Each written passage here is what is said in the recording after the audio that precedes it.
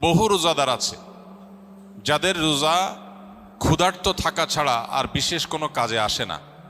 আমরা যেন সেই হতভাগা মানুষদের কাতারে সামিল না হই। প্রিয় ভাইরা আমার, এই মাস আসার পরও যদি আমরা আমাদের গুনাহগুলো আল্লাহর কাছে মাফ করাতে না পারি, চোখের পানি ফেলে দোয়া করে কান্নাকাটি করে সেজদায় গিয়ে একান্তে নিরিবিলি আল্লাহর সাথে যদি এই মাসেও কথা বলতে না পারি, তাহলে জীবনে আর কখনো এই সুযোগ হওয়ার আশা বড় দুরূহ। এর চেয়ে হতভাগা আল্লাহর জমিনে আর কেউ নেই যে ইসলাম গ্রহণ করার পর মুসলিম হয়েও রমাদানের সুফলটা আদায় করতে পারল না। তার চেয়ে হতভাগা আর কেউ নেই। এই জন্য শুধুমাত্র এই গতানুগতিক সিয়াম আর তারাবি নয়, বরং এর পাশাপাশি আল্লাহর কাছ থেকে গুনাহগুলোকে মাফ করাবার জন্য আমাদের বিশেষ প্রচেষ্টা থাকতে হবে।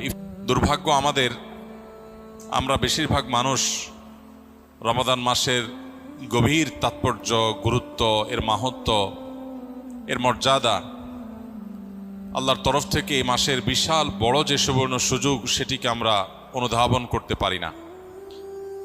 আমাদের রমাদান সাধারণত 4টি কাজকে ঘিরেই হয়ে থাকে।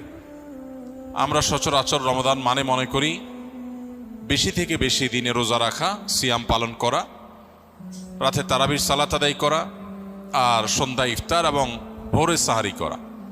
এই 4টি জিনিসের নামই শুধুমাত্র আমরা রমাদান মনে করি, অথচ রমাদান শুধুমাত্র এই 4টি ইবাদতের মধ্যেই সীমাবদ্ধ নয়। রমাদান এসেছে আমাদের সারা বছরের ঘাটতি পুষিয়ে নেওয়ার জন্য। সারা বছর আমরা যে নানা কারণে শয়তানের প্ররোচনায় প্ররোচিত হয়ে, নফসের ধোকায় প্রতারিত হয়ে আমরা যে গুনাহের সাগরে হাবুডুবু খাই, সেগুলোকে মাফ করাবার দারুণ এক সুযোগ আল্লাহ তাআলা আমাদেরকে রমাদান মাস দিয়েছেন।